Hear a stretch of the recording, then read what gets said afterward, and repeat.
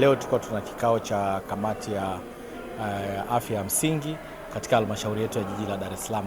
Moja ya mambo ambayo tumeendelea kuzungumza na kusisitiza ni kwamba tunaelekea kwenye wenyeji wa AFCON 2027. Hivyo kama halmashauri ya jiji la Dar es Salaam, sisi ndio kioo, ndio nembo ya nchi yetu ya Tanzania. Hivyo tunayo dhamana kubwa kama kikao hiki cha kamati ya afya ya msingi kuhakikisha kwamba tunaboresha mazingira ya jiji letu la Dar es Salaam liwe safi siku zote, lakini pia sambamba na hilo kuhakikisha kwamba afya na maeneo yote ya kutolea huduma za afya za chakula, vituo vya afya na nini vyote vinaendelea kuwa bora na imara. Na ndio maana halmashauri ya jiji la Dar es Salaam imetenga fedha kwa ajili ya kuhakikisha kwamba inaenda kukamilisha kituo cha afya cha Mchikichini ambacho kimetengwa zaidi ya shilingi bilioni 7, lakini pia pale eneo la Mnazi Mmoja tunaenda kujenga hospitali ya wilaya. Hivyo dhamira ni kuhakikisha kwamba tunaenda kuwa na maandalizi safi ya kuelekea AFCON. Lakini sambamba na hiyo, kwenye eneo la mazingira ni kwamba tumeendelea kuwataka wakazi wote wa jiji la Dar es Salaam, kwa maana kwamba tunapokwenda kwenye mashindano haya, nyumba zetu tuhakikishe kwamba zinakuwa imara, na wale wote wenye hoteli tuone namna gani ya kufanya maboresho katika hoteli zetu, na wale ambao labda wanaboresha vitanda vyao, wanaboresha mandhari, wanaboresha furniture zao ambazo ziko ndani, lakini sambamba na kupaka rangi katika majengo yetu. Mara nyingi tulipokuja na hoja ya kupaka rangi kwenye majengo, watu waliona kama ni nadharia. Nile ni jambo la kawaida. Mtu yeyote katika eneo lake, katika nyumba yake, anapenda kuona eneo lile ni zuri. Na moja ya uzuri wa mazingira yenyewe ni kupaka rangi. Hivyo tunaendelea kuwasihi wana Dar es Salaam kuelekea kwenye AFCON, tuhakikishe kwamba tunapaka rangi. Na sisi kama halmashauri ya jiji la Dar es Salaam tutahakikisha kwamba tunaenda kupendezesha mji huu. Hivyo tulichotaka katika halmashauri yetu ya jiji la Dar es Salaam, tulichoazimia ni kuja na mpango mkakati kuelekea AFCON kwenye eneo la afya na mazingira. Lakini wilaya yetu ya Ilala, tunapokuwa mchana, tuna watu zaidi ya watu milioni 3 ambao wanakuja hapa kufanya shughuli mbalimbali na kupata huduma za afya.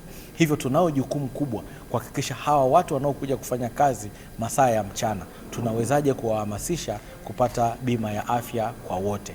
Nini mkakati wetu? Kwa sababu tunawajua watu hawa wako kwenye maeneo ya masoko, watu hawa wanatoa huduma maeneo mbalimbali, mfano kuna watu wa bodaboda, kuna machinga ambao wanauza. Tunayo masoko makubwa, soko la Kariakoo, tunao soko la Kigogo Sambusa, tunao soko la Ilala, tunao soko la Buguruni, tunao soko la Kisutu, tunayo soko la Feri. Hawa wote ni watu wanaotoka maeneo mbalimbali ya jiji la Dar es Salaam. Hivyo wajibu wetu ni kuhakikisha tunatengeneza mkakati wa kuwafikia hawa watu katika maeneo ya kibiashara. Lakini moja ya eneo kubwa ambao sisi tuna wajibu kama serikali, lakini kwa kushirikiana na wazazi, ni kutoa elimu ya maadili mema kwa watu wetu. Na unapozungumzia maadili, unazungumzia afya ya mtoto mwenyewe, lakini pia unapozungumzia maadili, unazungumzia lishe ya mtoto mwenyewe.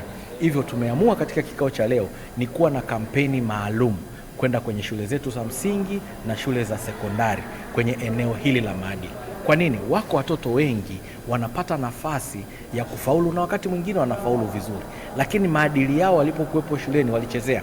Mfano, utakuta mtoto amefaulu vizuri masomo yake, lakini mtoto amejichora mahali I love you, I miss you kwenye shule, amechora tattoo, amechora stichura, amechora nini mwilini mwake.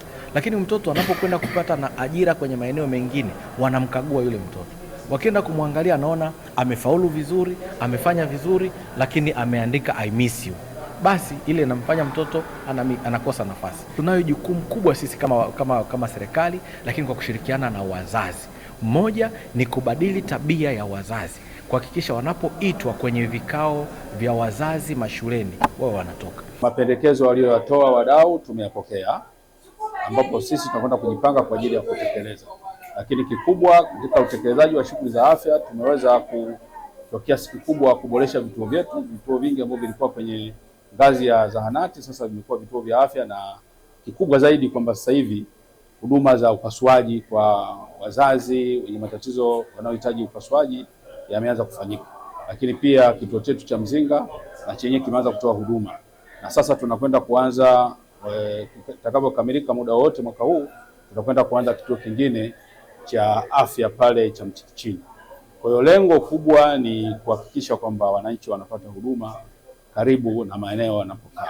Maabara yetu ya Chanika imepata ithibati ya utoaji wa huduma katika nchi za kusini mwa jangwa la Sahara SADC, ambapo sasa hivi huduma zitakazokwenda kutolewa zitakuwa ni zinazotolewa ni bora zaidi na zina viwango vya kimataifa.